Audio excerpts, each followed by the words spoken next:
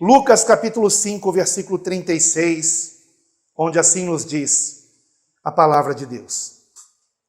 E disse-lhes também uma parábola: ninguém deita um pedaço de uma roupa nova para a coser em roupa velha, pois romperá a nova, e o remendo não condiz com a velha.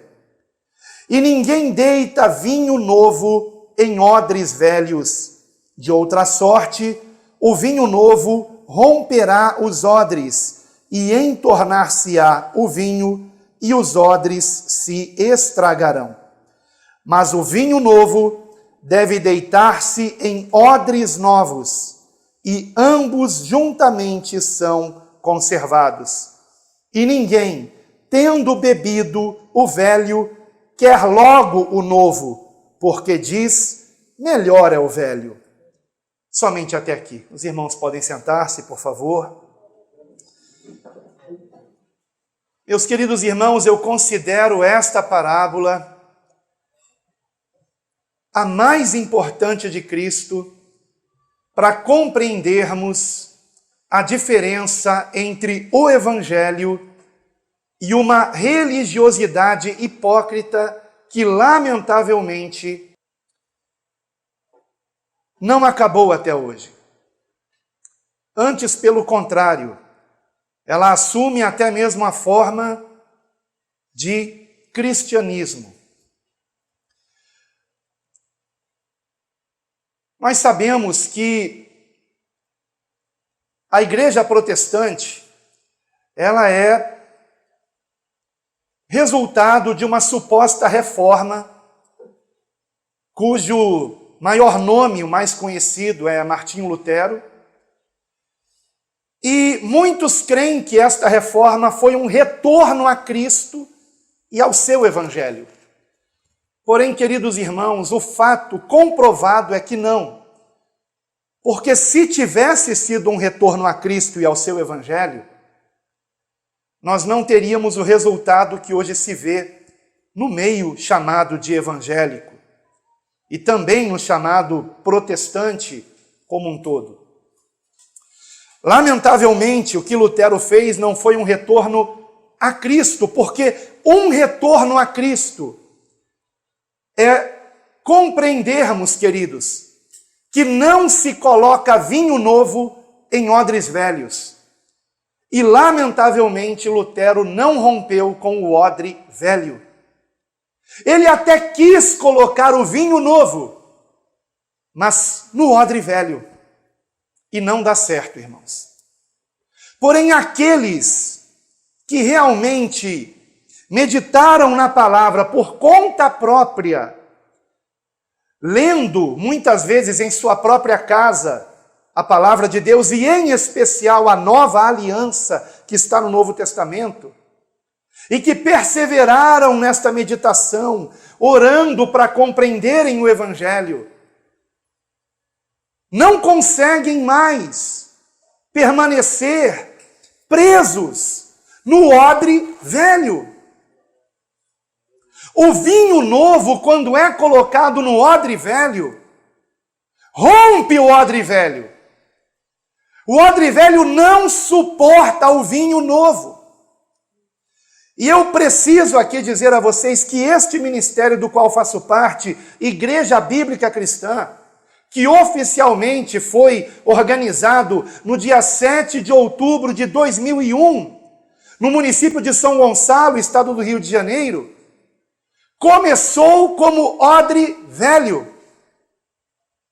Embora eu almejasse o vinho novo. E no ano de 2008, o odre velho começou a se romper. Quando o Senhor nos trouxe um despertamento a respeito do que é o odre velho. De que odre velho o Senhor estaria falando aqui? Ou de uma roupa velha, se você assim preferir. Porque a parábola usa duas ilustrações. Mas fiquemos com a do odre, onde se coloca o vinho.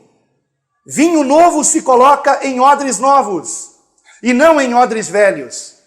E que odres velhos seriam esses?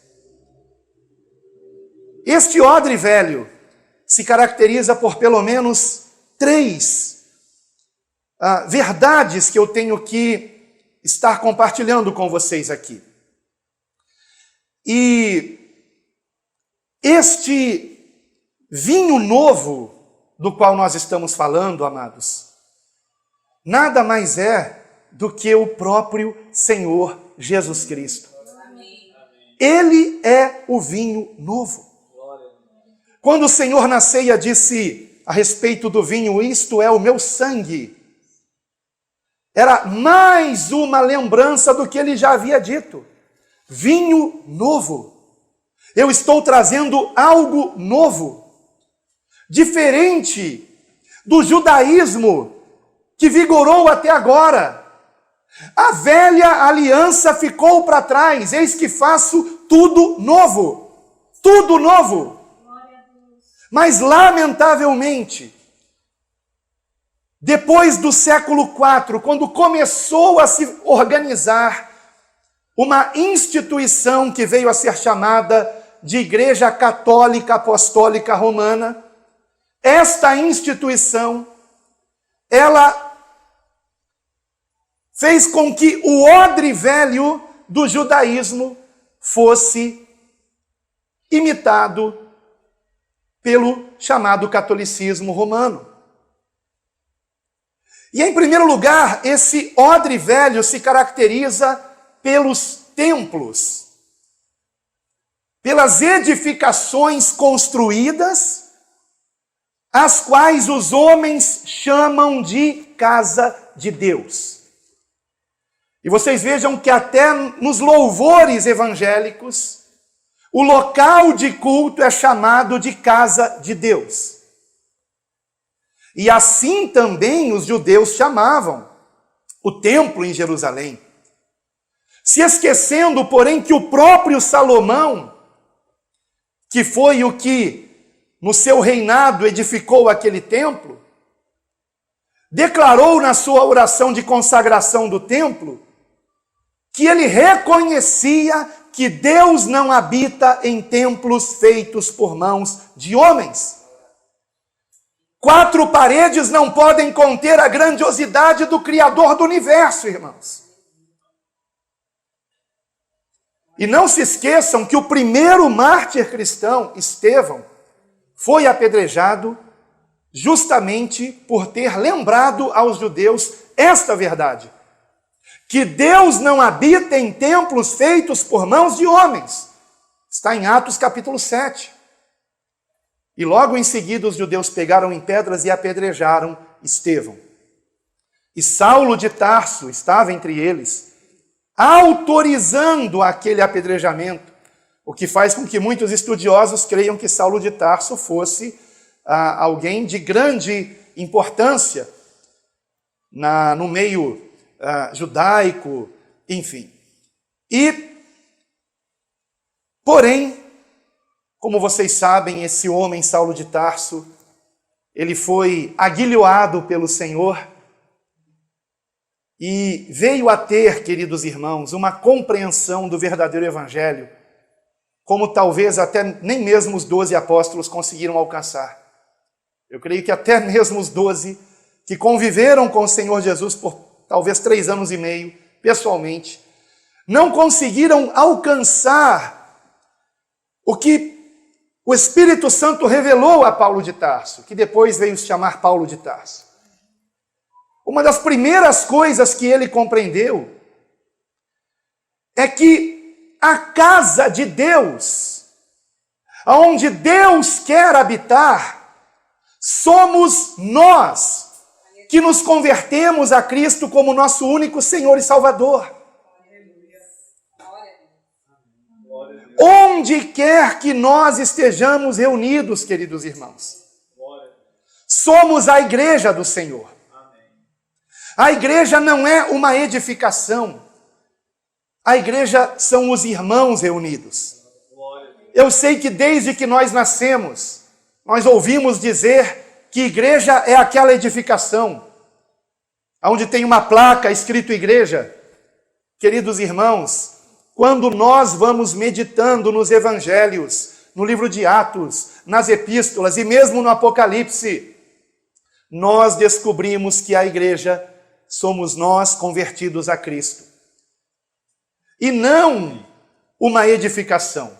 O que também não significa que eu seja a igreja. Eu não sou a igreja. Você não é a igreja. Mas nós somos a igreja. Porque a palavra igreja significa assembleia, ajuntamento. Era uma palavra que significa convocados, chamados. E esses chamados eram os chamados para fora de suas casas, para se reunirem em um local público, para deliberarem algum assunto. E nós nos reunimos para deliberar a respeito da palavra de Deus, a respeito de Cristo, para compartilharmos dos seus ensinamentos. Então, a primeira grande verdade que faz a distinção entre religiosidade e evangelho é que o templo de Deus somos nós. Na sua primeira epístola aos Coríntios, Paulo enfatizou isto, como por exemplo no capítulo 3, versículo 16, quando ele disse que o Espírito de Deus habita em vós, falando sobre a igreja. O Espírito de Deus habita em vós. E mais adiante, no capítulo 6, versículo 19, ele declara: vosso corpo é o templo do Espírito Santo. Ele habita em nós, onde quer que estejamos reunidos. Eu não conheço melhor passagem para ilustrar isso do que o encontro de Jesus com a mulher samaritana em João capítulo 4. Se vocês puderem ver comigo, por favor.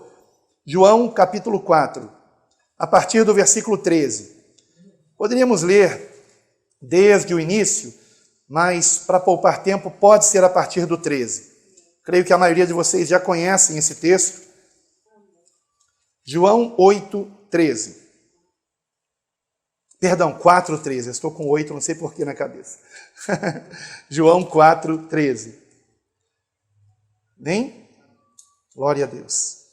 Jesus respondeu e disse-lhe: qualquer que beber desta água tornará a ter sede, mas aquele que beber da água que eu lhe der nunca terá sede, porque a água que eu lhe der se fará nele uma fonte de água que salte para a vida eterna. Disse-lhe a mulher: Senhor, dá-me dessa água, para que não mais tenha sede e não venha aqui tirá-la.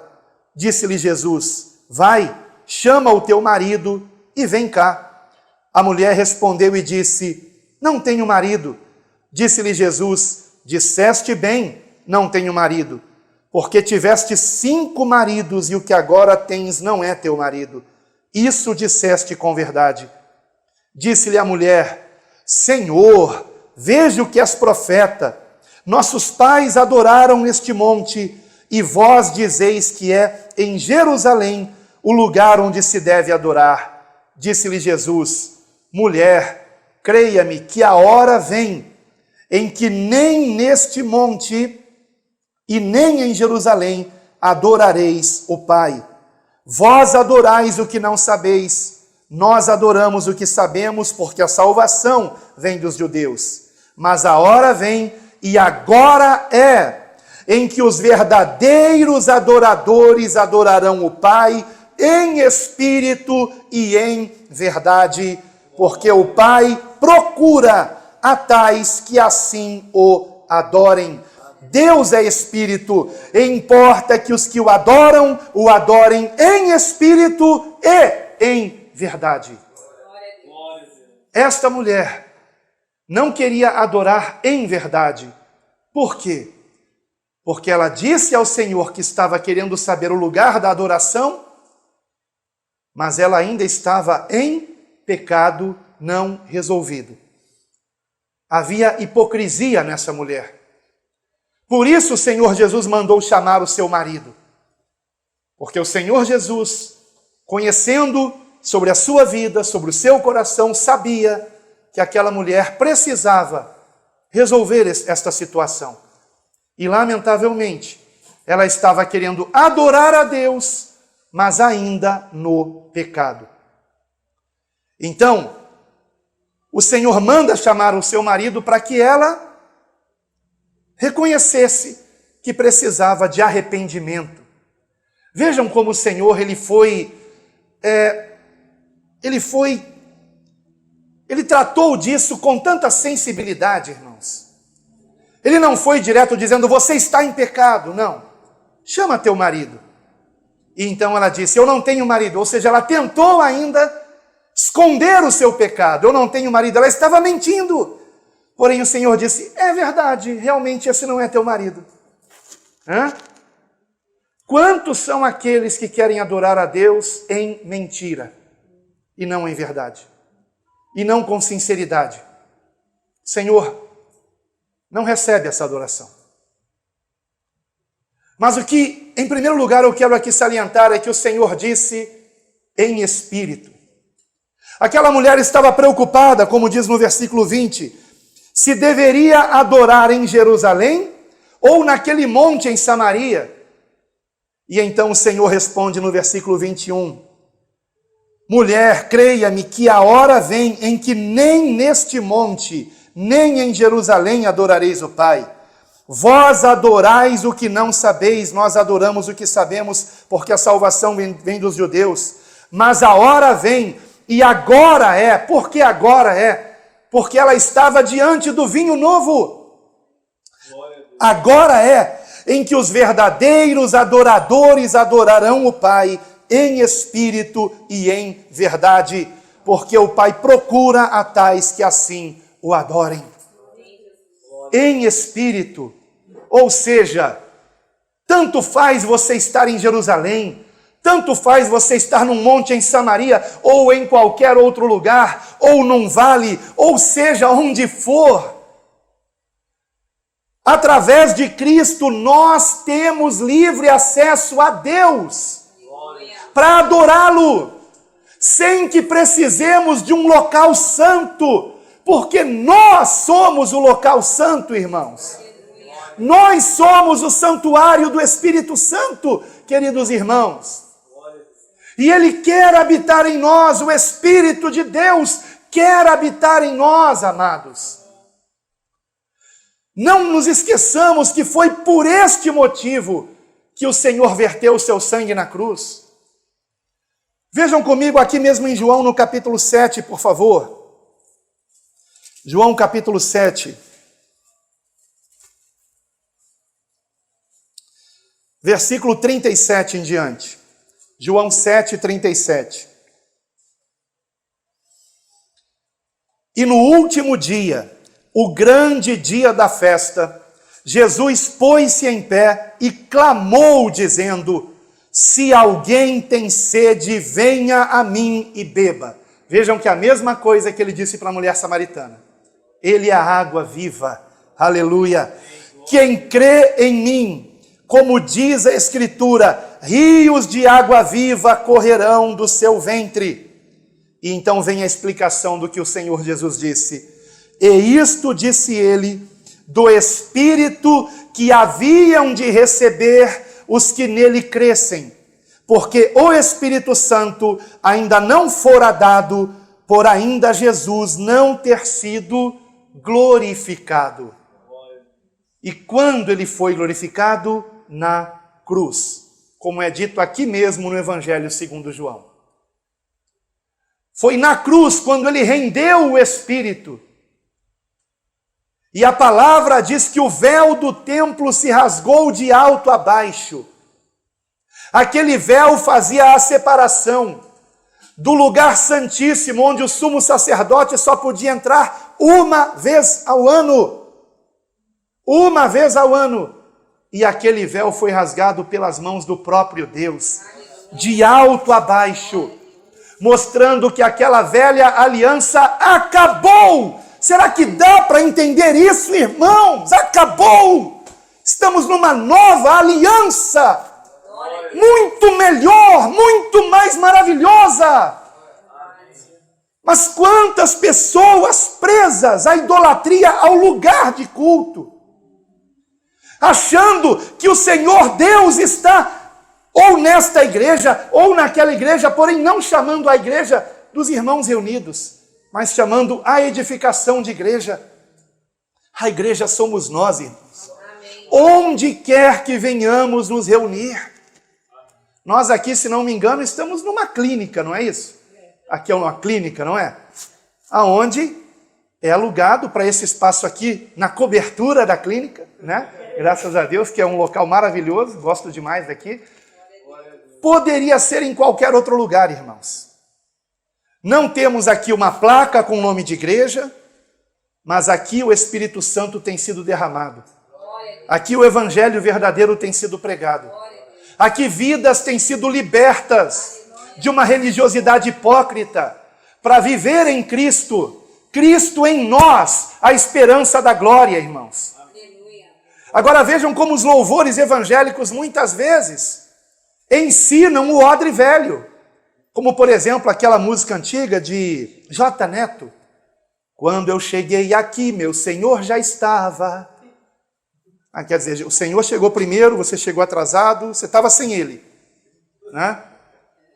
E nas entrelinhas, e quando eu for embora, Ele fica lá. Né? Porque muita gente é assim. Sabe? Chega no local de culto achando que está num local mais sagrado, mais santo. O local sagrado somos nós, irmãos. Aonde o Espírito Santo quer habitar, queridos irmãos. E não um local onde nos reunimos. Mas é claro que no local onde nos reunimos, tem que haver ordem, tem que haver decência, mas também tem que haver ordem e decência na nossa casa, no nosso trabalho, no nosso comportamento, onde quer que seja, irmãos. Onde quer que seja. Isso nos leva ao segundo ponto. Aquela mulher queria adorar a Deus, ou em Jerusalém, ou em Samaria, e o Senhor então mostra que ela tinha que adorar em espírito. Onde quer que você esteja, é o lugar da adoração. Mas ela queria adorar com hipocrisia. Quantos são aqueles que pensam que o culto ao Senhor é aquele momento ritualístico que dura de 1h30 a 2 horas, aos domingos e às vezes também às quartas ou outro dia da semana?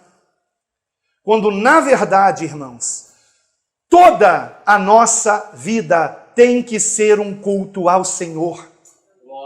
Toda a nossa vida.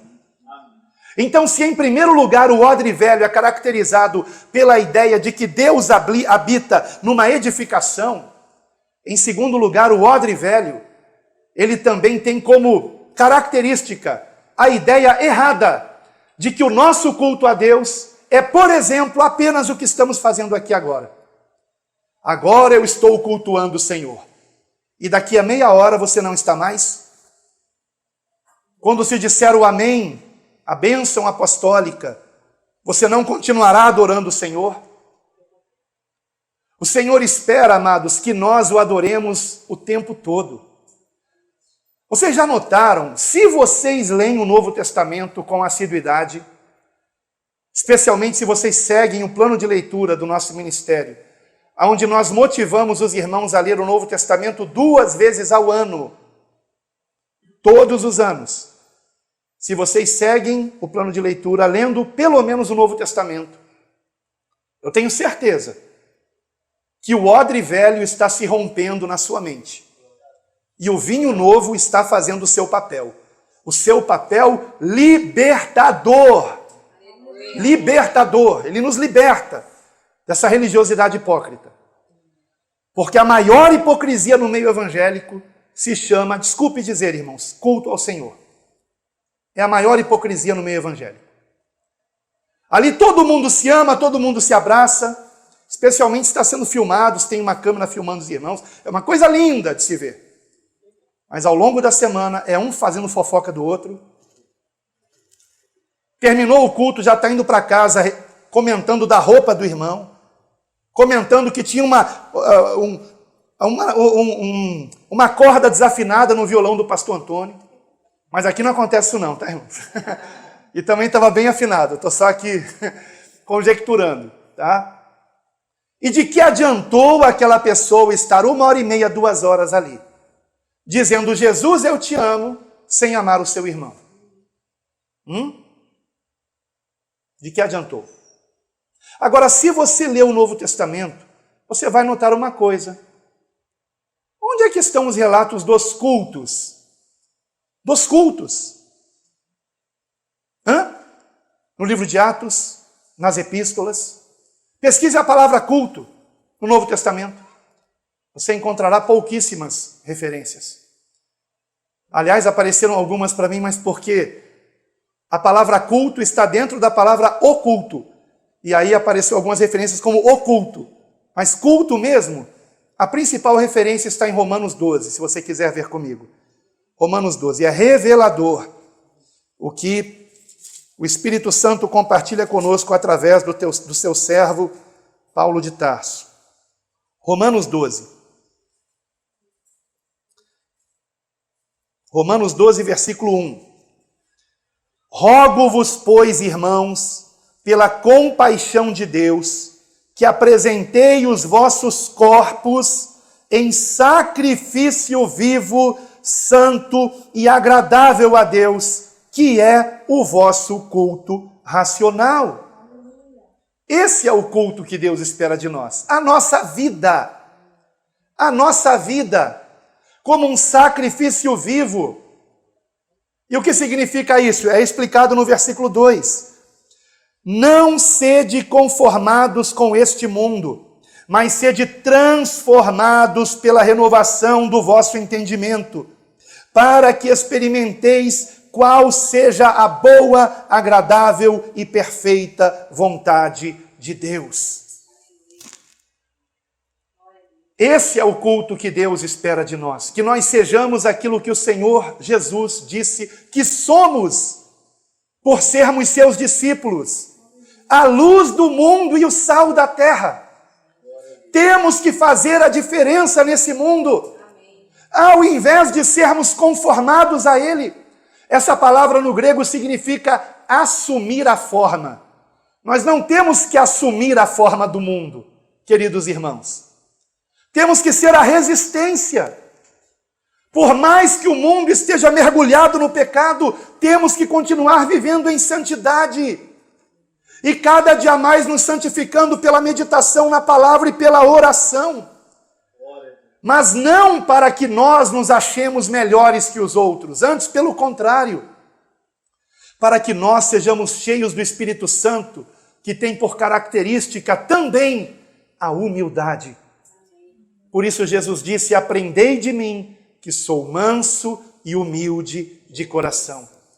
Temos aprendido isso do Senhor? Ou temos nos achado melhores que os outros? O amor que o Senhor espera que venhamos ter não é apenas pelos nossos irmãos na congregação. É também pelo mais vil pecador, queridos. Porque se aquela pessoa pecadora ainda está viva, é porque o Senhor está lhe dando mais uma chance de arrependimento. E esperando que qualquer um de nós esteja levando a ele o Evangelho para que ele se arrependa e se converta. E o que é o Evangelho? É esta oportunidade que Deus nos dá de nós nos arrependermos de nossos pecados, para que venhamos receber o seu perdão por meio da fé no sangue de Jesus, que nos purifica de todo pecado e iniquidade, e juntamente com o perdão, venhamos ser cheios do Espírito Santo de Deus. Cheios do Espírito Santo de Deus. E é este poder de Deus em nós que nos transforma, irmãos. O esforço que eu tenho que fazer é o esforço de não resistir ao Espírito Santo de Deus. Quando Ele me chama para orar, quando Ele me chama para meditar na palavra, quando Ele me chama para congregar, porque eu não estou dizendo que nós não temos que congregar, nós temos que congregar, mas este congregar não é chamado de culto no Novo Testamento, porque o culto não se limita a este momento, irmãos. O culto ao Senhor é a nossa vida, a nossa vida. Aqui estamos reunidos para orarmos juntos, para meditarmos juntos na palavra, nos edificarmos mutuamente em Cristo, nos encorajarmos a permanecermos nele, porque sozinho ninguém consegue, irmãos. Precisamos uns dos outros. Então, eu gostaria de compartilhar com vocês aqui, além de Romanos 12, também Hebreus 8. E essas divisões de capítulos, irmãos, da Bíblia, muitas vezes elas fazem com que a gente perca digamos, o fio da meada, o raciocínio. Hebreus, último versículo do capítulo 8, por favor. Vejam que interessante. Último versículo do capítulo 8. Hebreus 8, versículo 13. Vejam como o primeiro versículo do capítulo 9 é a continuação do versículo 13, evidentemente, do capítulo anterior. O problema é que foram colocar um capítulo dividindo esses dois versículos. Eu quero lembrar a vocês que no texto original, a epístola não tinha divisão de capítulos e versículos. Isso foi colocado muitos séculos depois, foi acrescentado muitos séculos depois. Porém, não estou dizendo que seja errado essas divisões, porque facilitam para a gente encontrar. Que dificuldade seria vocês encontrarem agora o versículo que eu vou ler, se não houvessem essas divisões, não é? Para a organização do texto. Mas vamos para Hebreus 8, 13, e eu vou ler também o capítulo 9, versículo 1. Dizendo nova aliança, envelheceu a primeira. Ora, o que foi tornado velho e se envelhece, perto está de acabar. Ora, também a primeira tinha ordenança de culto divino e em santuário terrestre. A primeira, mas a segunda não. A segunda não, irmãos, não. O Senhor Jesus nunca mandou construir uma edificação para os irmãos chamarem de casa de Deus. Também não estou dizendo que seja errado nós termos um local construído ou alugado só para esse propósito. Não sejamos também extremistas, imbecis, desculpa a expressão, tá? Porque aqueles que dizem, é pecado se reunir num local assim, é pecado você participar de uma denominação, essas pessoas estão valorizando isso, do modo oposto, mas estão dando valor. O que nós temos é que perceber que isto nada significa, nada é. Como o próprio Paulo via os ídolos também, o ídolo nada é, nada é. Tem gente que vê lá um ídolo, tem medo daquilo, não, deve ter algum demônio, pode até ter, mas maior é o que está em nós. Amém. Aquilo nada é, aquilo nada pode nos atingir, nada pode nos atingir, porque estamos refugiados em Cristo, amados, e Cristo está à destra do Pai, e por nós estarmos nele e ele em nós, nós estamos com ele acima de todo principado e potestade. Por isso Paulo disse aos coríntios, em breve Satanás será esmagado debaixo dos vossos pés. Porque os nossos pés fazem parte do corpo de Cristo, porque somos membros deste corpo. Aliás, nesse louvor, somos corpo. Esse corpo é o corpo de Cristo. Somos corpo, um corpo, o corpo de Cristo. E membros uns dos outros. Por isso temos que viver o amor, porque quando olhamos para o nosso irmão, estamos olhando para Cristo também. Ele habita no nosso irmão como habita em nós também. E quando nós nos reunimos, então a presença de Cristo se amplifica, se potencializa. E o amor de Deus é sentido de um modo mais vigoroso. Aleluia! Como é maravilhoso congregar. Mas o culto é a nossa vida, irmãos. Isto é evangelho. Eu não vim aqui ter um encontro com Deus, porque um encontro com Deus eu tive anos, décadas atrás, e com Ele eu estou até hoje. Até hoje, e você também. Quando terminar o culto, não se despeça do Senhor, porque para onde você for, Ele prometeu, estarei convosco todos os dias, até a consumação dos séculos. Não é apenas aos domingos, todos os dias, irmãos. Louvado seja Deus. Isto é evangelho. na velha aliança, que no versículo 13 do capítulo 8 de Hebreus diz: olha, o que foi tornado velho e se envelheceu, perto está de acabar. Era para ter acabado. Mas aí veio a institucionalização da igreja, com o imperialismo romano tomando a frente disso, enganando a liderança cristã, não todos, mas alguns. E depois veio Lutero, que percebeu que tinha alguma coisa errada, como outros antes dele já tinham percebido e tinham morrido por terem percebido isso. Tentou fazer a reforma, mas não foi completa. Ele continuou ainda mantendo os templos, e para quem não sabe, há histórias terríveis sobre o avanço do protestantismo, aonde igrejas católicas apostólicas romanas foram obrigadas a se tornar igrejas luteranas. Talvez você nunca tenha ouvido falar disso. Essa história não é nada bonita, irmãos. A história de Calvino, então, é pior ainda. E tem gente que idolatra Calvino, um homem terrível, irmãos. Então, queridos irmãos, o que eu percebo é que o que era para ter acabado logo, como diz aqui em Hebreus 8, 13, perto está de acabar, não acabou não.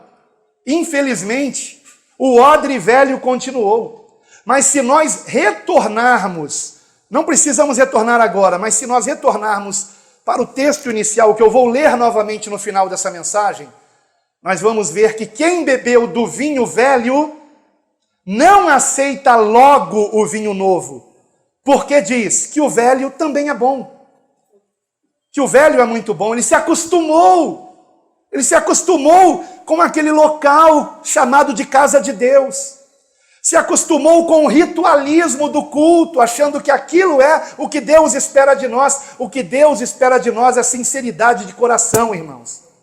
É uma vida consagrada a Ele, irmãos, para a glória de Deus. E finalmente, queridos, ainda em Hebreus, vejam comigo, por favor, agora, no capítulo 4, versículo 14. Hebreus 4, 14. Essa epístola é maravilhosa, irmãos. Louvado seja Deus. Hebreus 4, 14. Visto que temos um grande sumo sacerdote, vamos dar uma pausa aqui. Um grande sumo sacerdote. Quem será esse grande sumo sacerdote? Será o Papa Francisco? Que se chama vigário de Cristo, ele chama a si mesmo de vigário de Cristo. Seria o Edir Macedo, esse grande sumo sacerdote? Quem seria o grande sumo sacerdote? Teria sido Billy Graham?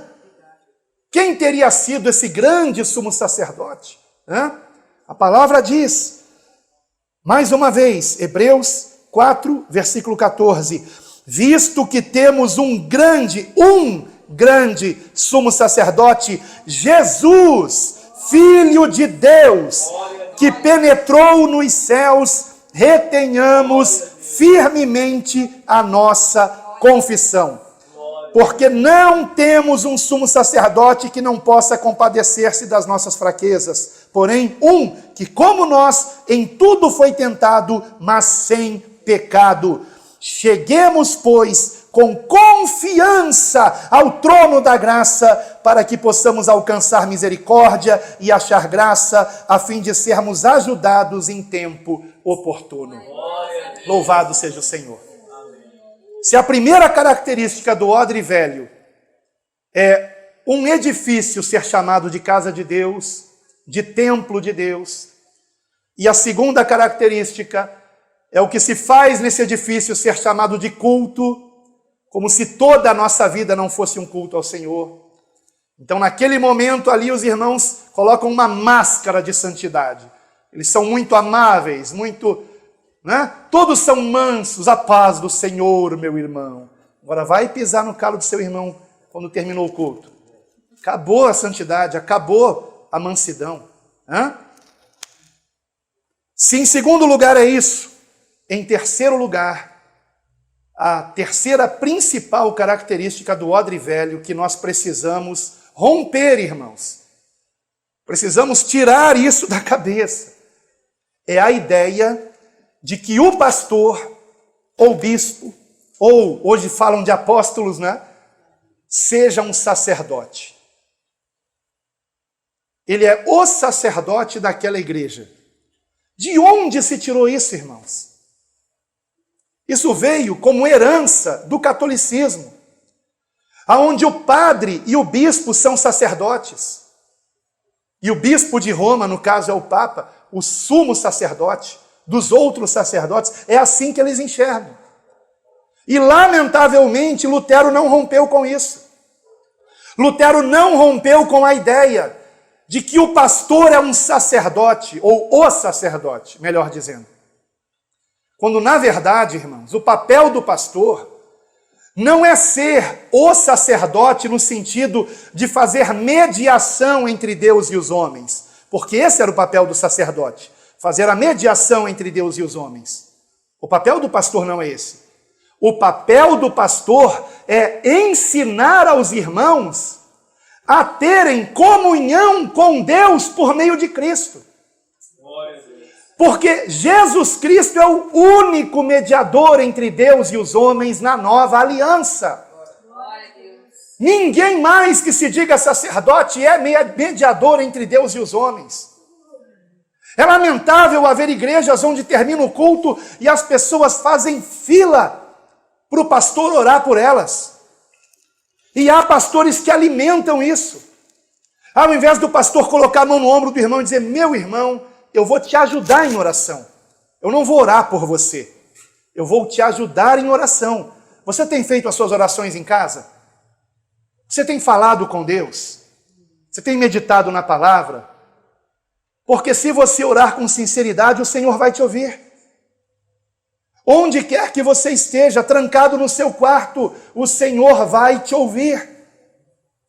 E algumas pessoas pensam que o papel do pastor seria o papel sacerdotal, quando na verdade não é. Não é. O papel do pastor, agora escutem o que eu vou dizer, não se assustem, porque é a verdade em Cristo. O papel do pastor é revelar a verdade de que, se nós estamos em Cristo, que é o sumo sacerdote, todos nós somos um sacerdócio real para a glória de Deus, queridos irmãos. Todos nós, queridos irmãos, temos livre acesso a Deus. Todos nós podemos adentrar no Santo dos Santos, no Santíssimo Lugar. O véu do templo foi rasgado para ilustrar que nós temos acesso a Deus como nosso Paizinho querido. Quando o Senhor Jesus nos ensinou a chamada oração do Pai Nosso, que não é uma reza, mas um modelo de oração, daquilo que não podemos esquecer de falar com o nosso Pai. Ele não nos ensinou chamar a Deus nem de Jeová, nem de Yahvé, nem de Iaúcha, ou Iá, ou Iau, né? Iaú. Nada disso, não estou zombando, tá? Algumas pessoas pensam que eu estaria zombando quando eu falo. Não, respeito. Só que, olha, vejam que oportunidade maravilhosa que o Senhor Jesus teve para nos ensinar sobre o nome de Deus. Senão, nesse momento em que pediram a ele: ensina-nos a orar. E ele poderia ter dito: olha, quando vocês orarem, orem dessa forma: Iaú, que está nos céus. Mas não foi assim que ele ensinou a orar. Ele ensinou a orar chamando a Deus de Pai. Na verdade, no aramaico, papai, ou paizinho. Paizinho, paizinho. Que coisa linda, irmãos. Linda, linda, linda. Termos esse relacionamento com Deus, que nos ama. Mas como Ele nos ama, irmãos. E nos deu esse presente que é Jesus, irmãos. Esta água viva, que quando a bebemos, em nós se transforma vinho novo. Não por acaso é o primeiro milagre relatado no Evangelho de João, a transformação da água em vinho. Ele nos transforma em algo novo. Vinho lembra, eu sei que hoje em dia vinho lembra coisas horríveis, né? Mas naquele tempo o vinho lembrava alegria. Uma pessoa tinha que beber muito mesmo para ela ficar caindo pelas tabelas naquela época. Hoje em dia uma tacinha, pelo teor alcoólico já basta. Mas vinho lembrava alegria. Cristo é a nossa alegria. Quando nós compreendemos o Evangelho, quanto isso é libertador, irmãos. Depois da minha compreensão do Evangelho, quando eu olho, não menosprezando, pelo amor de Deus, eu congreguei em denominações, eu congreguei em locais com placas. Até hoje o local onde eu pregava ainda tem uma placa ali, só que nós mandamos trocar para Deus toda a glória, né? Mas quando eu vejo esses lugares agora, sabe como que eu vejo esses lugares, irmãos? Como gaiolas. Gaiolas que prendem passarinhos, que não sabem que podem voar, que não sabem que são livres, que não sabem que Deus vai as alimentar fora da gaiola também. Mas elas pensam que se elas saírem da gaiola, elas vão morrer de fome. Não. Que a sua alimentação espiritual não seja apenas aqui, mas que em casa você também medite na palavra de Deus, que em casa você também ore ao Senhor, que você tenha o seu momento com Ele, se lembrando que você tem livre acesso. Aliás, isso me faz lembrar do nome do canal do nosso amado pastor Geraldo Augusto. O nome do canal dele no YouTube é Você Tem Acesso. Porque um dia ele teve um sonho, onde o Senhor mostrava a ele, se não me engano, a entrada do céu, e um anjo dizia para ele: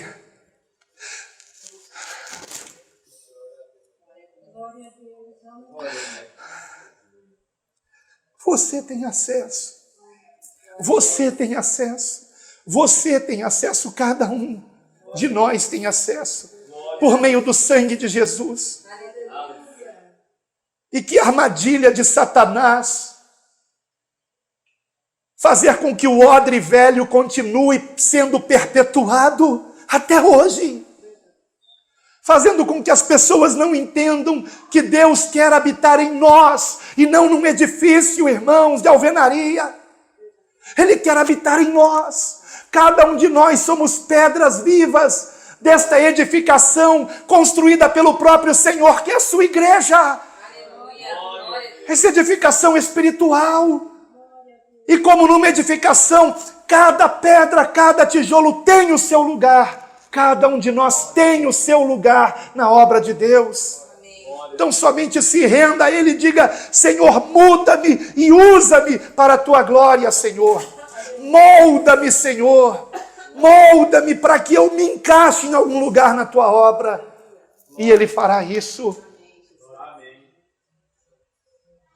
Que ardil de Satanás fazer as pessoas acreditarem que o culto a Deus é apenas essas 2 horas que a gente passa reunido aos domingos, irmãos. Toda a nossa vida tem que ser um culto a Deus.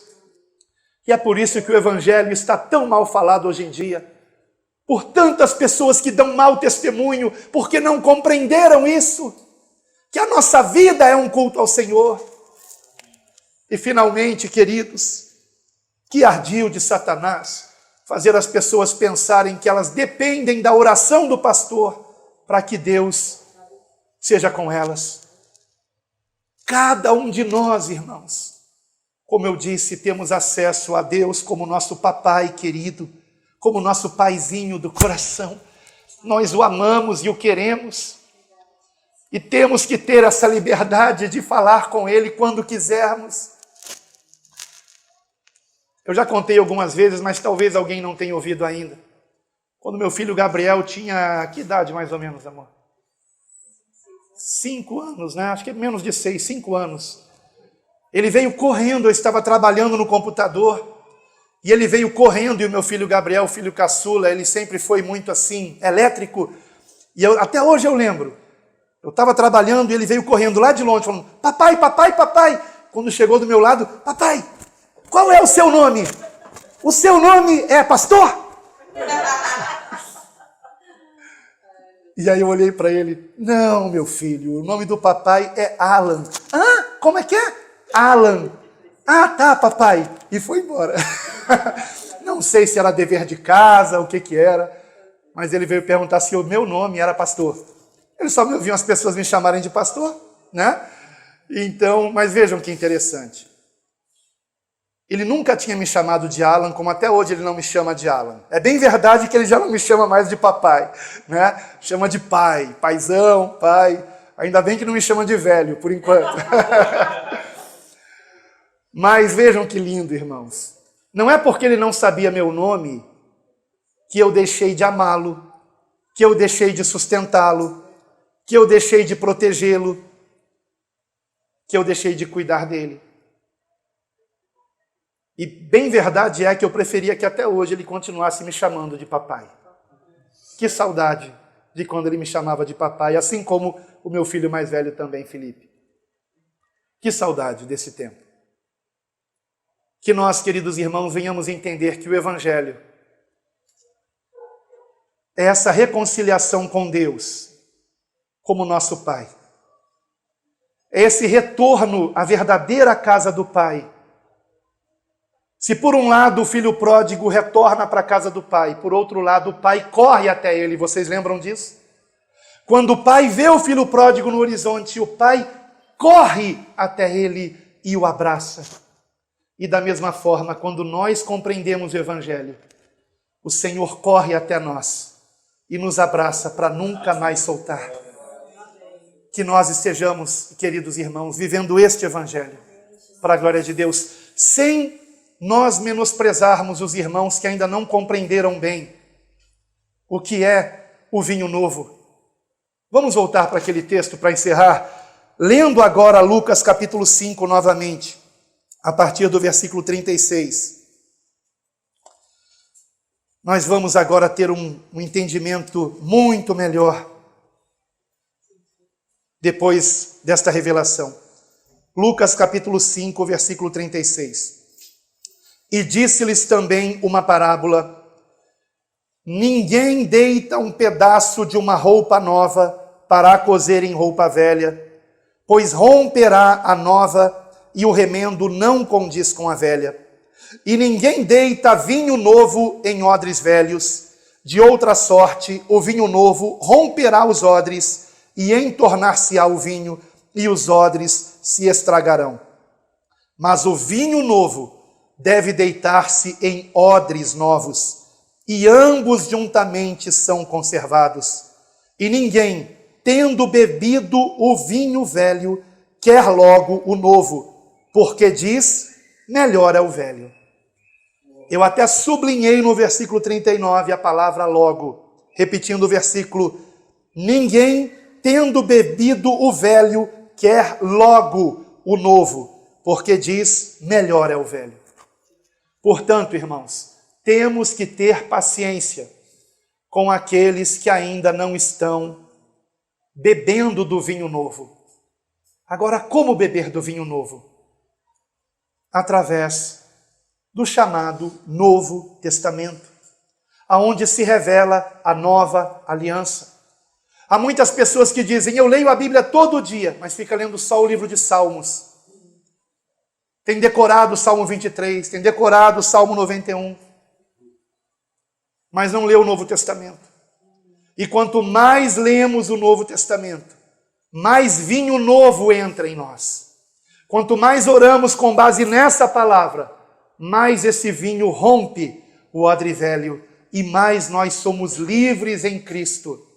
Livres para o verdadeiro amor, que perdoa, que usa de misericórdia, porque compreende que assim como o Senhor Jesus deu a sua vida por mim, Ele deu também a sua vida por cada um dos irmãos. Como posso eu não amar aquele por quem Cristo verteu o seu sangue? E se aquela pessoa está no pecado, está terrivelmente praticando atos iníquos, nós temos que orar por elas. E orar muito, porque elas estão aprisionadas, precisando conhecer a liberdade que há em Cristo, a liberdade de dizer não para o pecado, a liberdade de conseguirmos viver em santidade e justiça para a glória de Deus. Então que todos os dias venhamos pedir: dá-me mais do teu Espírito Santo, revela-me mais da tua palavra, da tua vontade, porque se bebermos desta água viva, esta água viva em nós, se transforma em vinho novo para a glória de Deus. Quero convidar você a orar junto comigo, no nome do Senhor Jesus. Aleluia.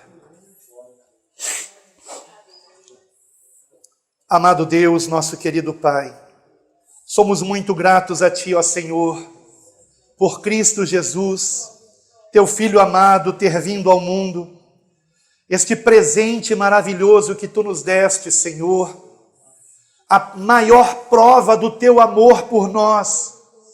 O Senhor nos amou de tal maneira que mesmo enquanto ainda éramos praticantes do pecado, o Senhor nos fez conhecer a Jesus, aquele que é o único caminho de salvação.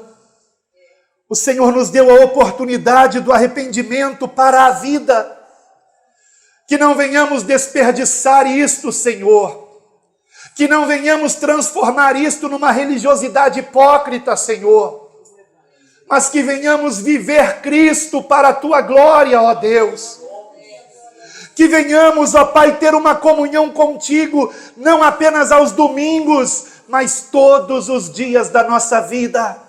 Nos lembrando que o Senhor habita em nós. Nos lembrando que o Senhor jamais nos abandonou. Nos lembrando, Pai, que o Senhor quer que tenhamos um relacionamento contigo do mais profundo amor. Ó Deus, ó Senhor, ajuda-nos, ó Pai, a compreendermos isso. Ajuda-nos, ó Pai, a termos rompido o odre velho com este vinho novo que é Cristo, que nos traz paz, que nos traz alegria, que nos traz vida. Aleluia! Ó Deus vivo e todo-poderoso, rogamos a Ti, Senhor, por essa transformação. Tira de nós toda hipocrisia religiosa, Senhor. Tira de nós, que nós sejamos pessoas sinceras, que sejamos pessoas simples, que sejamos pessoas humildes, que sejamos pessoas, ó Senhor, cheias do Teu amor, cheias da Tua graça, Senhor, da Tua misericórdia, Senhor. Ajuda-nos nisso, Pai, para a Tua glória, que a obra do Teu Santo Espírito em nós seja completa para a glória do Teu nome. Aperfeiçoa-nos, ó Senhor, na Tua palavra, pelo poder do Teu Espírito. Muda-nos, ó Senhor. Muda-nos, ó Pai. Ó Deus, se há alguém aqui que precisa abandonar algum pecado, ó Deus, que apresente isto diante de Ti. Como é grande o Teu amor, Senhor. Isto nos mostra a Tua palavra quando aquela mulher samaritana não foi apedrejada pelo Senhor, quando o Senhor disse a ela que aquele com quem ela vivia não era o seu marido. Ele poderia ali ter dito uma palavra dura para ela, mas deu a ela a oportunidade do arrependimento, sem fazê-la passar vergonha, e por isso conversou com ela a sós, porque não podia dizer aquilo perante outras pessoas. Trata conosco, Senhor.